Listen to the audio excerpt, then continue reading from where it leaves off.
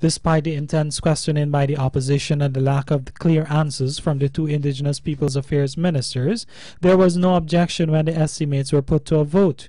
However, while defending the allocations, Minister Sidney Allicock said that the APNU-AFC administration is now bridging the divide between the Amerindian villages that was left by the PPP. He was at the time responding to questions about the cutting of over $336 million from the Amerindian Development Project's budget. We need a workforce in the hinterland. At the moment, we are not there.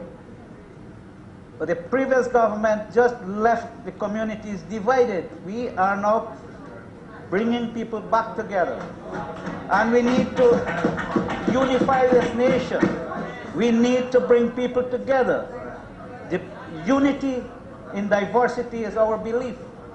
And this road, the hinterland institution, which is Bina Hill, needs to be there. We don't have to come to the university here to get ourselves educated. We need such institutions in the hinterland, for the hinterland is the heartland for all of us Guyanese. When questioned about the extra $24 million expended in 2017 on their buildings, the minister explained that the monies were diverted from the savings of the Bina Hill Institute and promised to lay over the documentation to support that. However, Opposition Chief Whip Gail Teixeira on Tuesday blistered Allicock for his ineptitude in improving the lives of the indigenous peoples and then resorting to blaming the People's Progressive Party for that.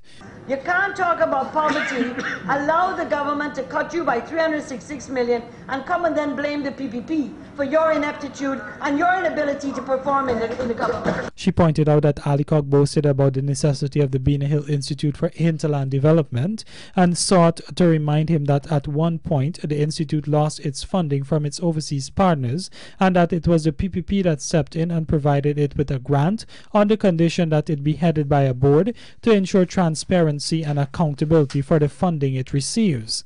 As it relates to the Hinterland Employment and Youth Service, HAYS program, the opposition had a hard time finding the allocation under the current expenses of the ministry and constantly grilled Junior Minister Valerie Garrido-Lowe to point out the allocation.